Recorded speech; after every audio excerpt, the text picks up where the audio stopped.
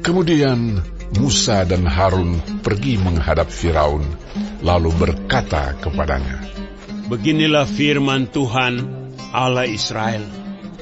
Biarkanlah umatku pergi untuk mengadakan perayaan bagiku di padang gurun." Tetapi Firaun berkata,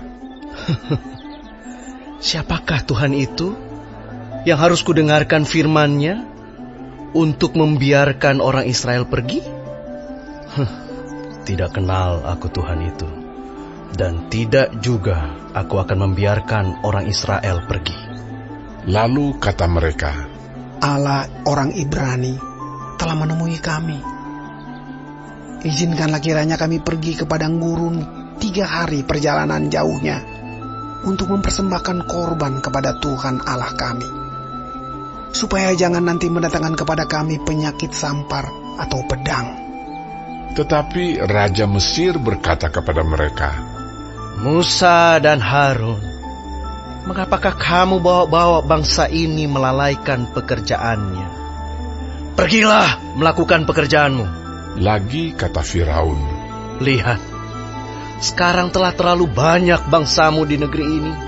Masakan kamu hendak menghentikan mereka dari kerja paksanya?"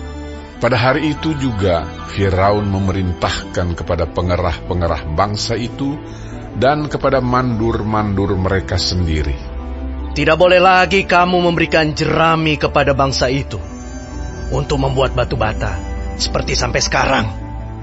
Biarlah mereka sendiri yang pergi mengumpulkan jerami.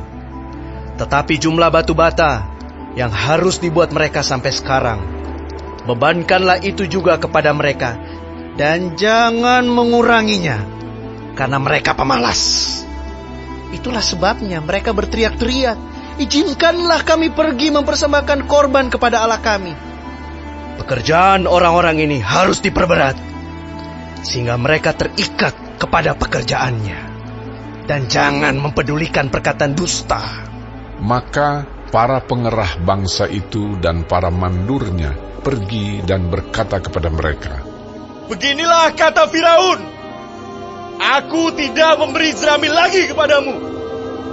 Pergilah kamu sendiri mengambil jerami, dimanapun kamu mendapatnya. Tetapi pekerjaanmu sedikit pun tidak boleh kurang." Lalu berseraklah bangsa itu ke seluruh tanah Mesir untuk mengumpulkan tunggul gandum sebagai pengganti jerami. Dan pengerah-pengerah itu mendesak mereka dengan berkata, "Selesaikan pekerjaanmu, yaitu tugas sehari, seperti pada waktu ada jerami."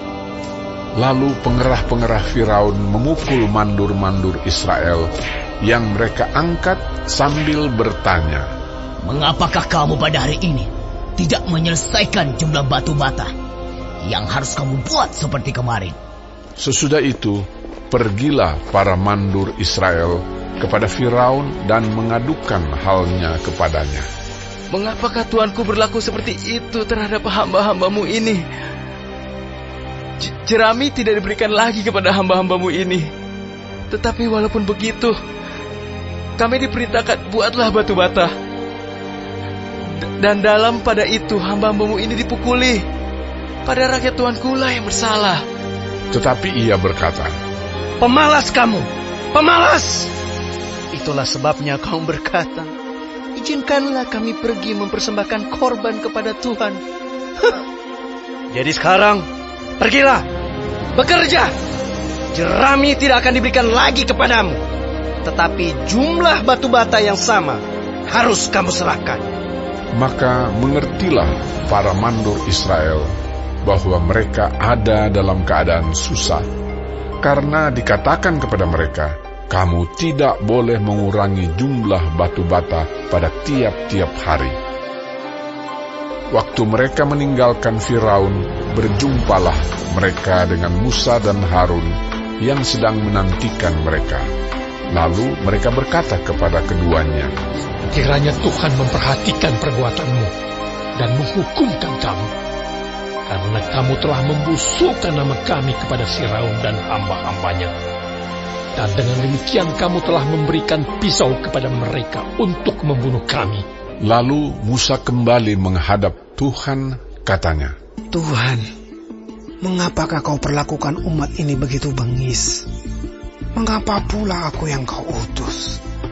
Sebab sejak aku pergi menghadap Firaun untuk berbicara atas namamu, dengan jahat diperlakukannya umat ini, dan engkau tidak melepaskan umatmu sama sekali. Tetapi Tuhan berfirman kepada Musa,